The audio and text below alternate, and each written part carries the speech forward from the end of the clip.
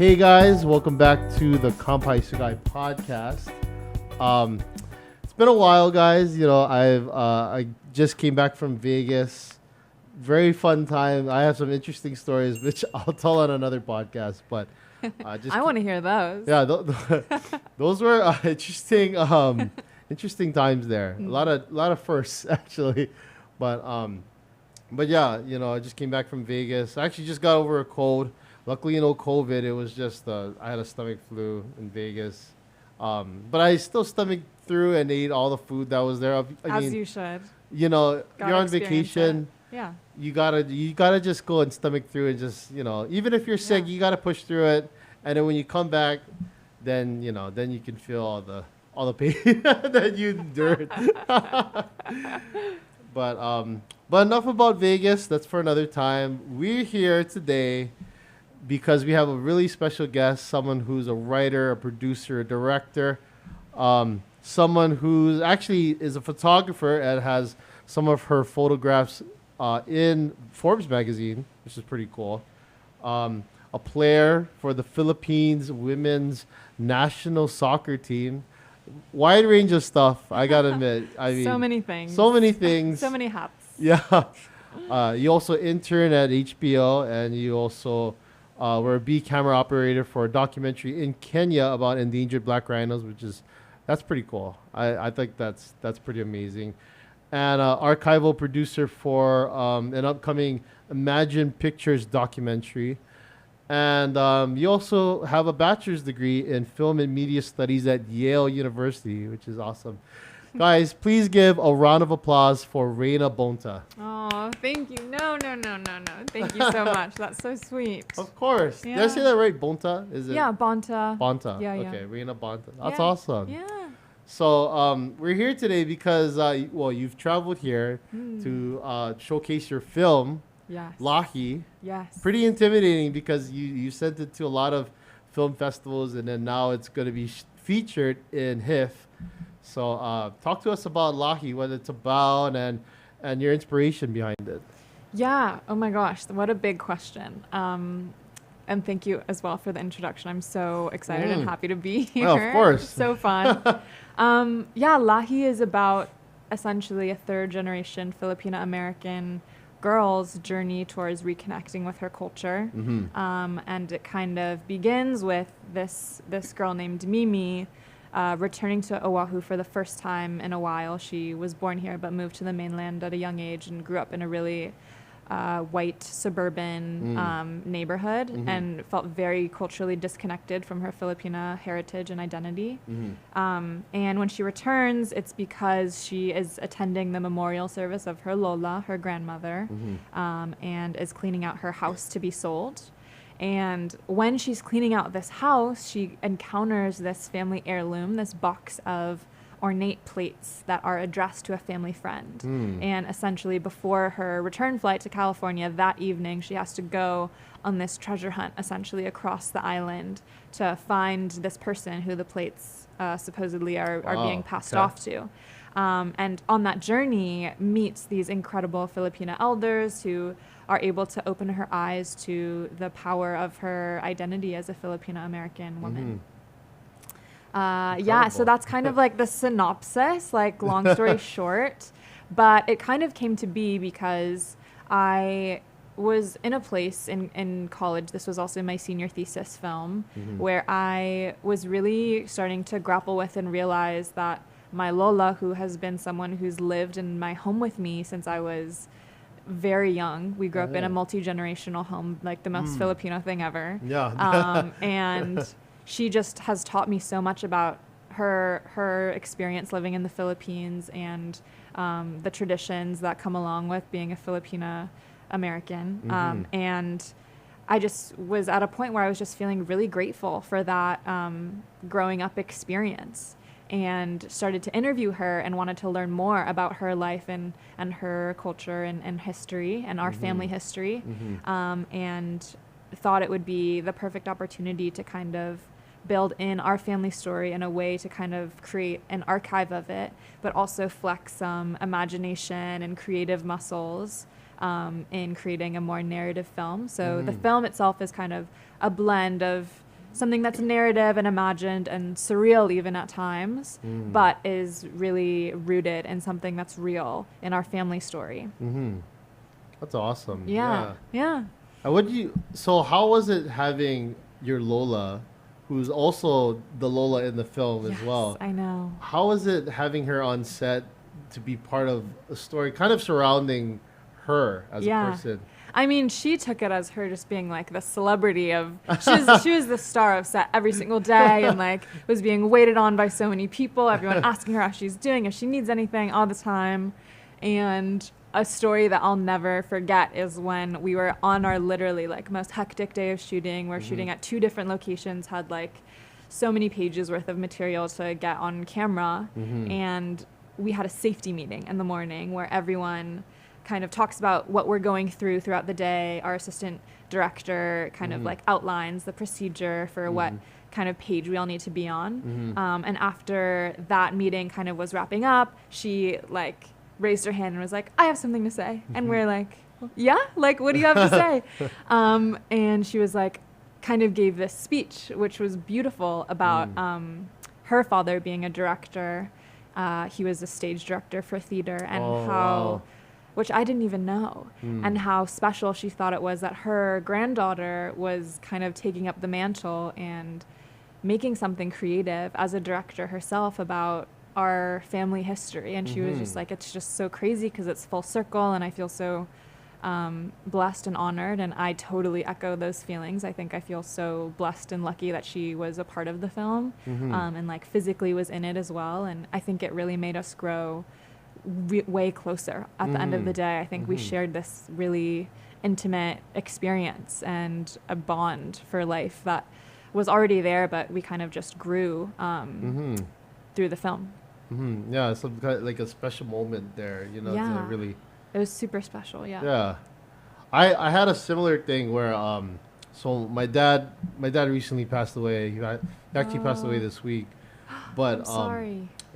no worries. But yeah, he lived a really good life, and I'm actually really proud of like the life he lived and everything. And but what I was gonna say is we connected because I decided I wanted to interview my dad because he used to do mission trips to the Philippines a lot. You know. With an organization? No, just by himself. Oh, nice. Yeah, Cool. and he did it. You know, he really loved going to the Philippines, really giving back to people there, and a lot of pastors and everything. They know me through him, but they never met me. So but he's just a celebrity. He's just well known. Well known over there. That's amazing. And it's interesting because interviewing him, you know, there was a connection there that, you know, I'll never be able to emulate that because just filming him and then talking about like his story, you know, just kind of having him tell it, which he's never done it on camera, but to have that connection, you know, it's something that like I totally get, like your grandma being on set with you, you know, with you being the director. It's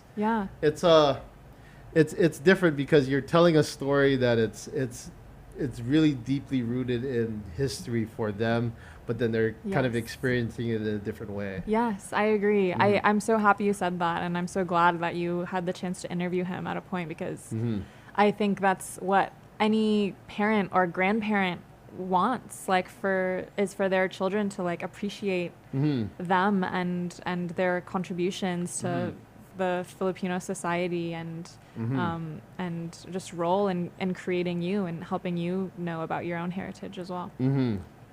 Yeah. What do you think about Filipino heritage? Do you think that there's like a lot of representation in film today, as well as even in regular culture, like in the mainland or even in Hawaii?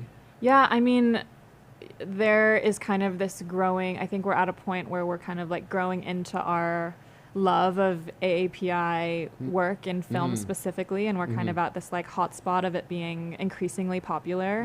And at the same time, there are some kind of more famous Filipino films that are breaking boundaries, like Joe Coy's Easter Sunday and Martika Escobar's Leonor Will Never Die is also, you know, making incredible waves at Sundance and so forth.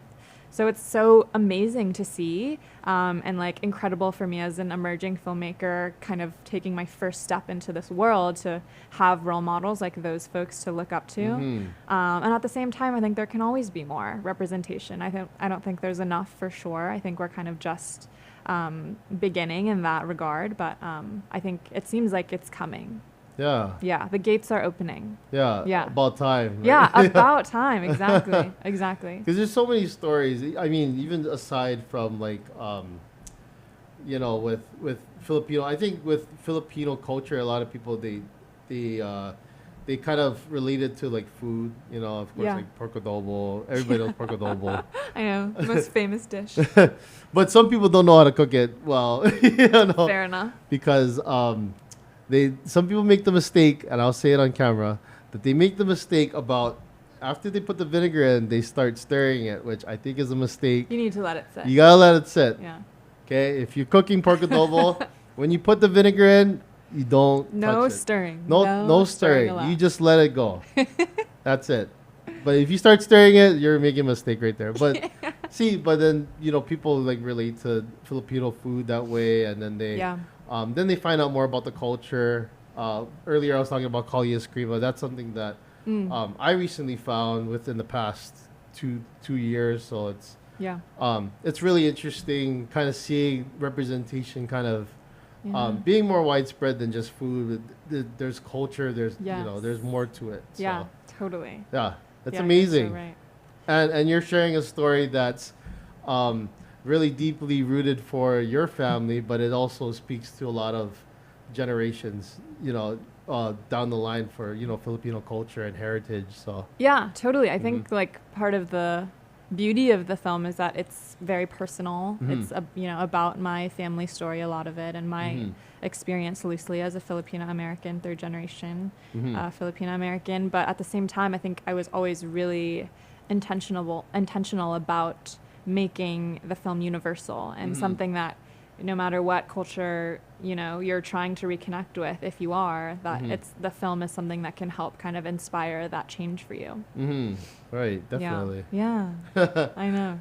Big stuff, seriously. Big Heavy stuff. questions for sure, but exciting stuff too. Yeah.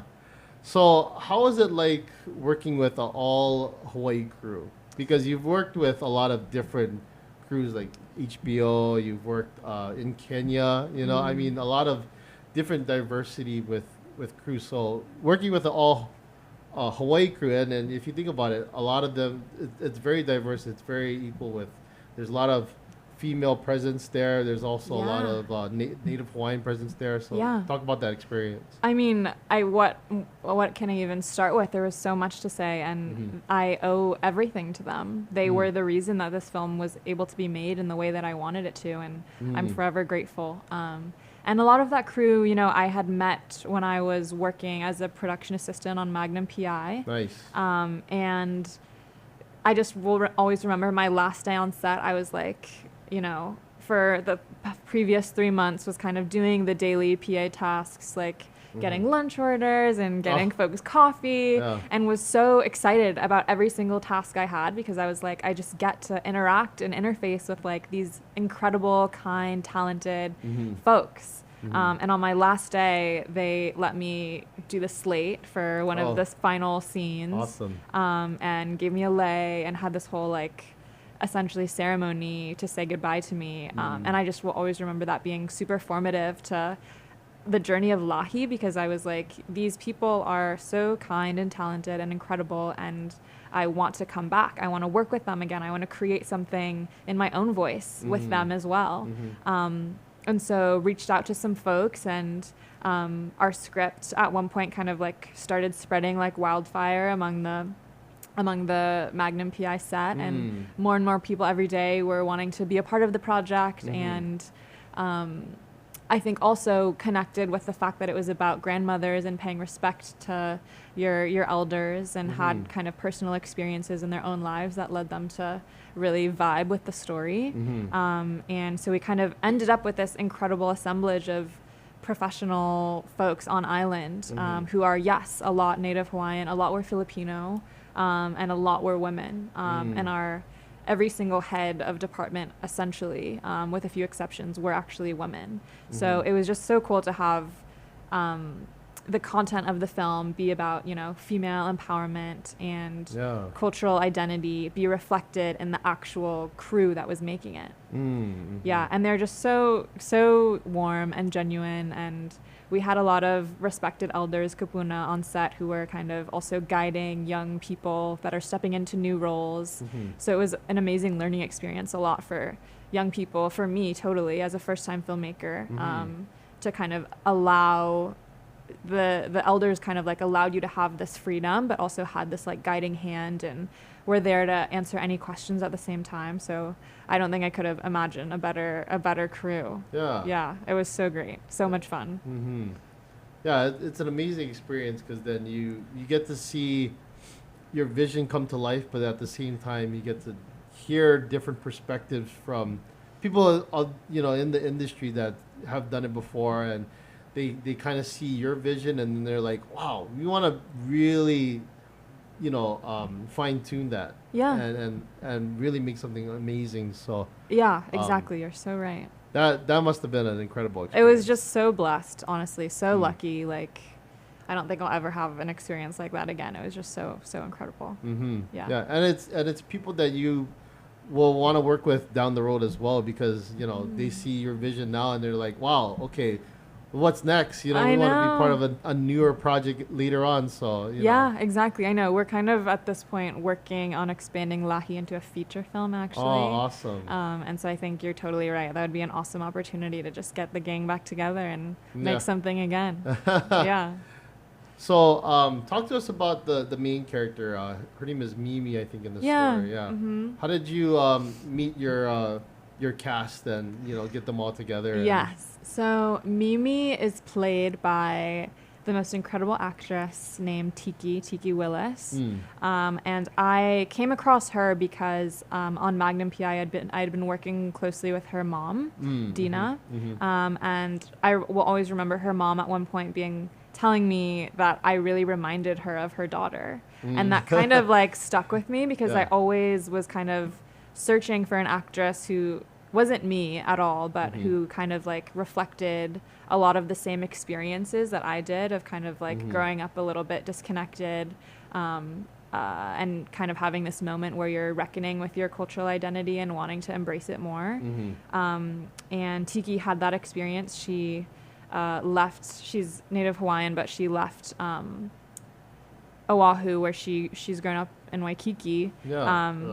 She left Oahu to do acting in California for like really 3 formative years of her life. And when she came back, she had a hard time kind of like figuring it out again and like figuring out who she was and her own identity culturally as well. So I think we had a lot of parallels, and we're obviously also both athletes and involved in the film industry. So she was someone who just off the bat, I was like, I would love for you to audition and just see how the script like lives in your body, and she just was amazing, and it was almost a no-brainer. Oh, awesome. Yeah.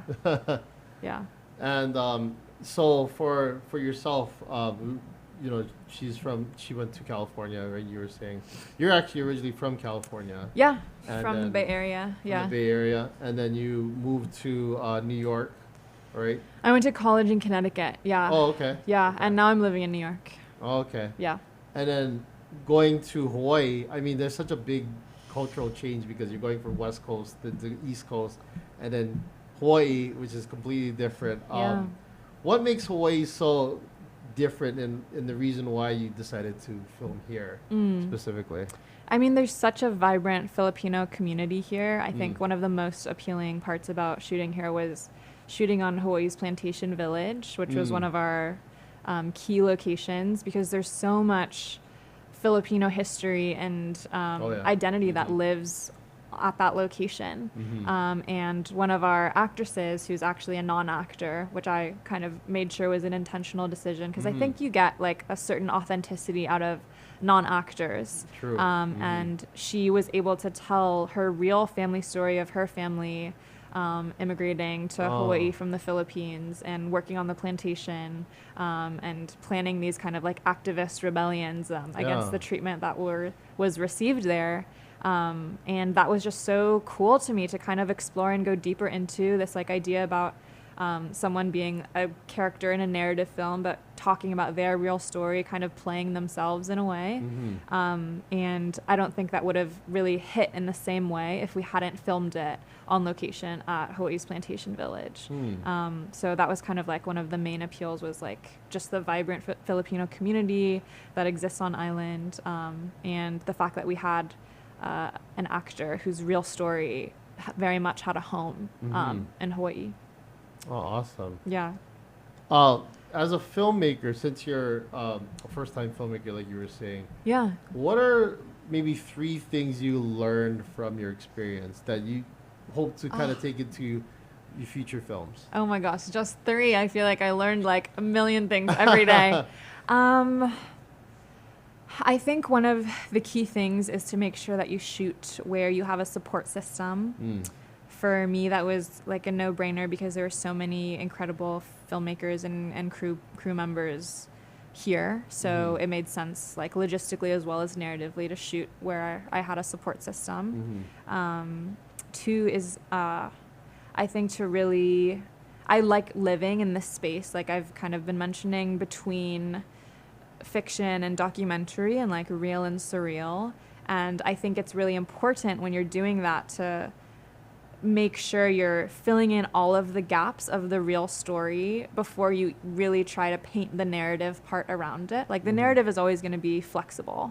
But I think finding that seed or that story that you want to include in the film that's real is like so important and just a cool thing to explore.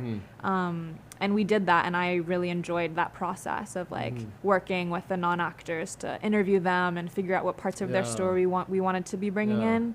And I can definitely see myself like living in that middle space in future work for sure. And thirdly, I think just being kind to your crew and making sure that they feel taken care of. Mine did so much for me, and we filmed over like the holidays, like right after Christmas, so they were like giving up their time that was like essentially their only break from the network TV shows that they're on to my story and my short film. And I think just making sure you're paying that back to them and making sure that they feel 100% taken care of for everything that they're doing for you is like absolutely critical. Wow. Yeah. How long did it take to maybe finish the whole project? Yeah, I kind of like it all feels like a blur, honestly, at this point. But I think the writing process took something like 4 months. Okay. We shot over. That's pretty good. Yeah. It's short because it's a short film. It was like a 18 to 20 page script. And I also shot it, as part of my senior thesis film. So I had the help of my senior thesis classmates, like giving feedback like once a week. So it was a really collaborative like notes process. But we shot over 5 days. And actually, that's really good. Yeah, we wrapped on New Year's Eve, which was like wild. Like best way to bring in the new year. Like what other way could be more fulfilling? And then the editing process for post-production took probably like 3 months on top of that. So front to end, I think it's been kind of like 2 years from like when I had the idea to now us, premiering at HIF and being at all of these film festivals. But yeah, that's kind of how the breakdown sort of worked. Oh, yeah, that's actually a really good timeline, especially 5 days of shooting. Yeah, it was quick. Yeah, quick. Yeah, it was really quick and ambitious. Like we were pushing ambitious. daylight all the time, like simulating day for night when the sun had gone down. So yeah, it was a fun time. And how is the whole the press release for it, and getting it out to film festivals and being able to interview with other people, other podcasts like my podcast, but other podcasts as well. This is my favorite one, don't worry. You say that's all ones? No.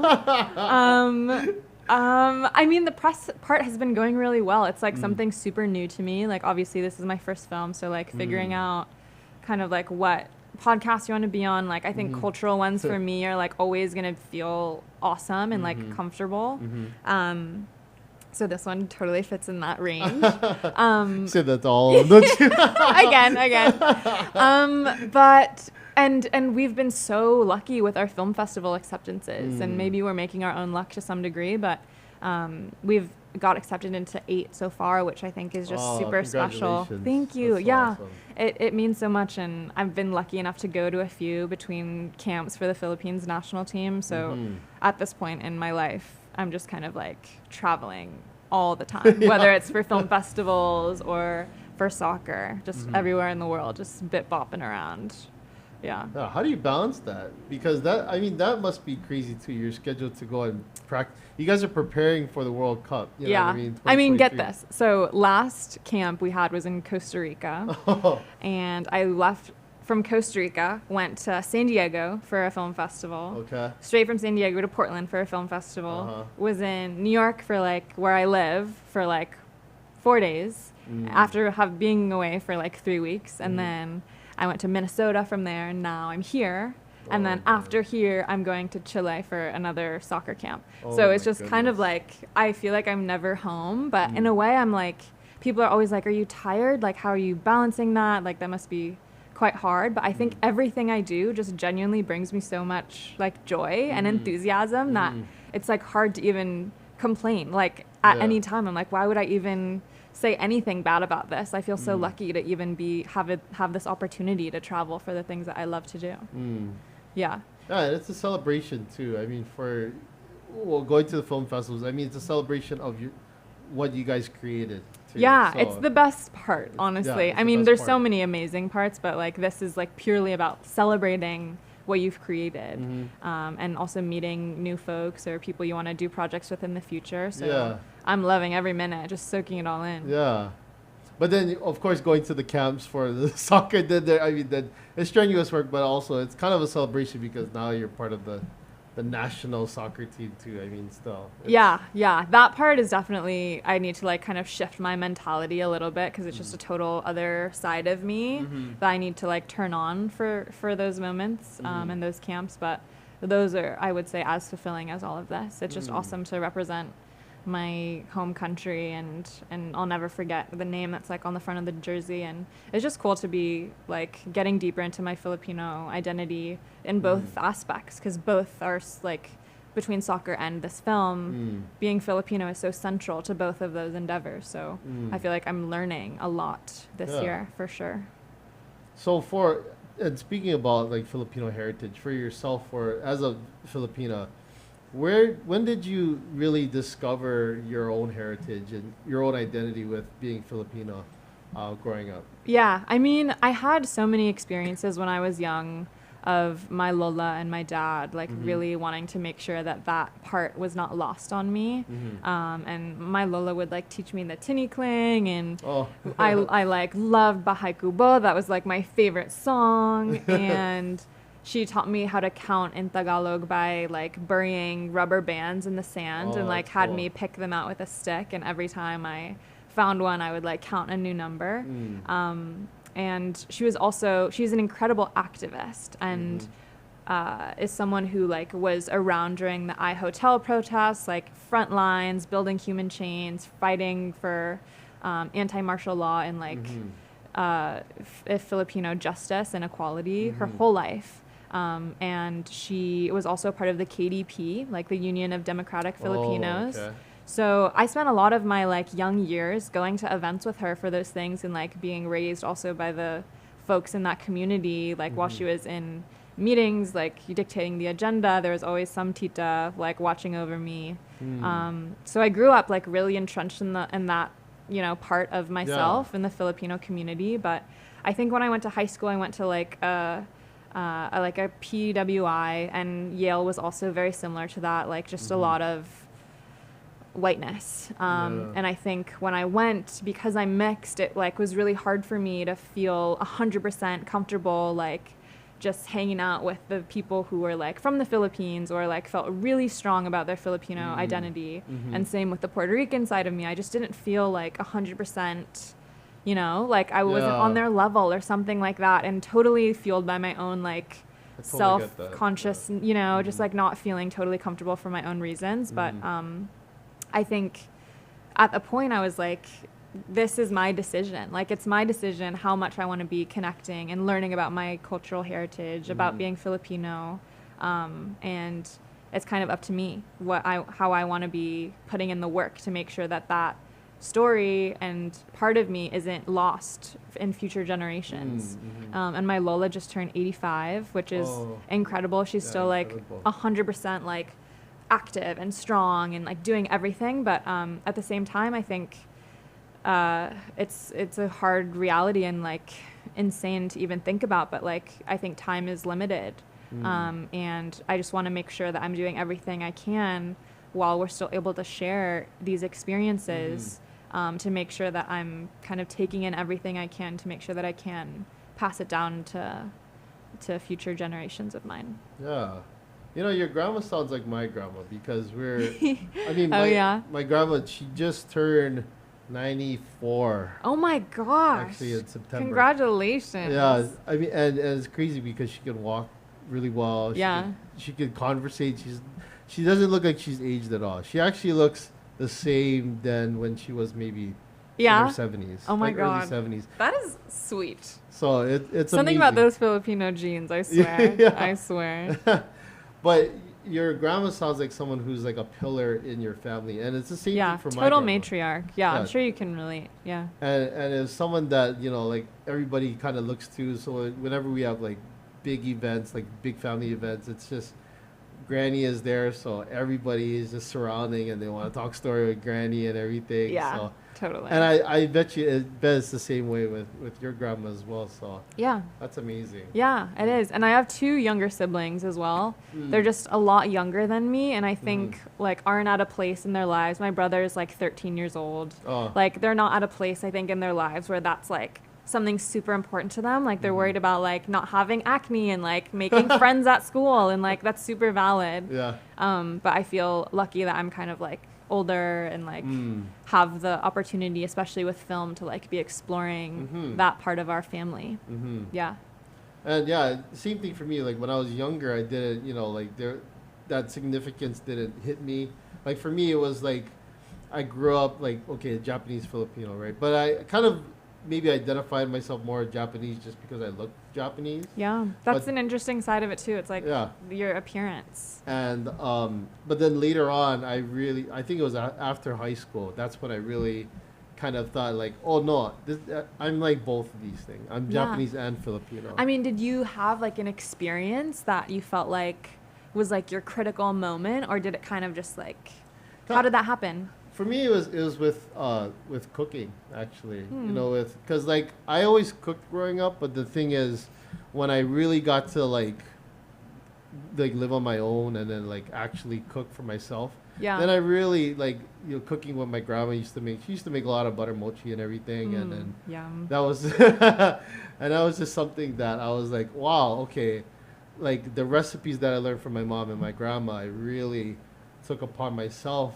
and created different things that, you know, it was connected with me, and then I could kind of make like Filipino Japanese dishes and stuff like that, you know.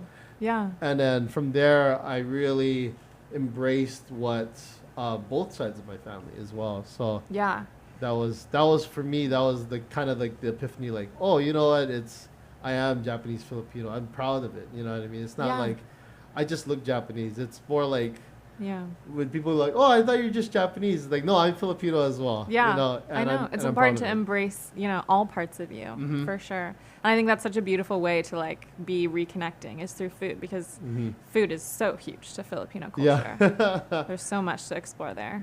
Yeah. So I just have a couple more questions, but for yourself, how did you become, or why did you go into the film industry yourself? I was actually on a pre-med track in college when I started. I didn't want to be a nurse. I know. I was about to say the Filipino way. The Filipino way. Yeah, I was like really wanting to be a neurosurgeon. Oh, okay. And was really excited about that. Yeah, isn't that crazy? Yeah. I can't even imagine that version of me. She's like existing in some parallel universe, like performing surgeries right now. But but I took a film class called Family Narratives and Cultural Shifts. So it was like literally about like investigating your family history and identity through film. And just never looked back. Like, I think that was absolutely critical to my journey as a filmmaker. And realizing that like film is like a reflexive art form, like you're able to create stories, but I think at the same time, like if you're investigating a concept, you're also investigating what that means for you and your own journey. So like making a film about Filipino family had me asking questions about my own identity and Filipino family and our Filipino family stories. So I just thought it like really helped me grow into my identity. And film, I think, is just a beautiful tool and storytelling device to bring people together. Yeah, something about the visual aspect of films and everything, it just translates, because like with you know, books and everything, it's very imaginative. You know, you read the words and then you try to visualize the story, but with films it's very like, okay, it's right there in your face already. You know? So it is. Everything's like, there's so many different things at play. There's like what you're hearing, what you're seeing, like the acting, the dialogue. It's just so much to absorb. And I think it just like, I think you're so right. Just like hits us in a way that is super profound. Yeah. And then especially with like 4DX, I don't know if you've ever seen like a film in 4DX, but then it even plays on different senses. You smell, like I watched, I watched Doctor Strange, Multiverse of Madness, right, in 4DX. No and way. the seats were shaking too. So no way. And then when there was the scene where there was like water, they were kind of in like a sewer area. Water was coming from the ceiling. I think I've done that at like a museum before. It's so weird and like cool. You're like living it too. I went to Sundance one time and they had like a VR exhibit where you like kind of like put on the goggles and are like living in this world, and you can like lift up your arm and like see it as like something else, like you're not even human anymore. And I just think it's like we're getting into these incredible spaces like with the advance of technology, just like expanding the form into something really crazy and cool. So Lahi's gonna be in a 4DX film. I know, during the underwater scene, like just like drench the audience in water. Who knows? That would be pretty cool. I mean, like different things, like, you know, you play on senses or something, like maybe there's like a reminiscence of like a certain perfume or something. Or like when they're walking in HPV, like that place had a distinct, like just natural, like earthen vibe. So playing on that, you're right. Who knows? Maybe. Who knows? Maybe in the feature maybe we're film. coming to new ideas. Totally. So, what do you hope to accomplish in your film career? Because I mean, this is an amazing start, but there's so much more that, you know, the future is bright for you. So what do you hope that's to so sweet to accomplish? say. So much. I think I've always been just like a kind of like a ridiculously ambitious person, and I think that gets me into trouble a lot of time. I'm like, I want to shoot in Hawaii with a professional crew, and luckily for me it worked out this time, but like who knows in the future. But I think for me, I'm really interested in continuing to explore activism through the lens of film. And I grew up in an incredibly activist family. My Lola, like I mentioned, was a part of the KDP. And my Ita, which is short for Abuelita on my Puerto Rican side, was a member of the Young Lords party. Wow. So they just kind of are these crazy, like strong matriarchs of my family who raised children. My father is now, you know, the Attorney General of California, and my mom is a California Assemblywoman. So they're both kind of like taking the activist spirit into a more political space. And for me, I think that translates to telling important stories and creating change through film. So kind of figuring out ways to continue to do that is something I really look forward to in my career. Oh, awesome. That's incredible. Yeah. And you know what? Well, thank you again for coming on the show and talking about Lahi. How can people find out more about the film? Yeah, they can follow us on Instagram at Lahi Short Film. And we also have a website, which is also www.lahi shortfilm, nice and easy. And we're actually going to be screening at HIF, Hawaii International Film Festival, on November 4th. Unfortunately, it's sold out twice. Like, it was That's sold amazing. out, and then they released like 100 more tickets, and then those sold out really quickly. So I'm just like blown away. I think it's going to be an awesome experience, but I'm sad that people who are still wanting to see it at HIF won't be able to in person, but you'll be able to stream it online at HIF if you want to get tickets through their website. So there's that. And you can just, follow our socials and our website for any updates about festivals in the future. And we also have a streaming agreement with Electric Entertainment, which is an AAPI-owned production company out of Los Angeles. So after our film festival circuit, we'll actually be streaming on their streaming platform. So the film is going to have a long lifetime, which is really, really humbling and exciting. But yeah, if anyone's looking for more information or to see it, those are kind of the main ways. Do you have a website as well for your stuff? Yeah, my website is reinabonta.com, www.reinabonta.com, and my Instagram is the same, Reina Bonta. So Not .com. Not .com. Just Reina Bonta. at Reina Bonta, exactly. Nice and simple. So yeah, and all my kind of work updates will be going on through there as well. Awesome. Yeah. Well, Reina, we always do a kampai at the end. It's cheers in Japanese. Yay! So, Oh my gosh. Reina, congratulations to you and your team for creating Lahi. And this is to you guys when you guys create a feature film, maybe a 4DX film, or Right. you know, just future projects. I think the sky's the limit for you guys, and you guys are doing an incredible job sharing stories, sharing Filipino heritage. That's amazing for me. So, Yeah. Kampai. Oh, Kampai. Thank And you. thank you. This is so great. This was so great. I feel so lucky to be a guest. Seriously, this has been so fun. Oh, Yay! Oh my yeah, gosh. thank you. Yeah, thanks for having me.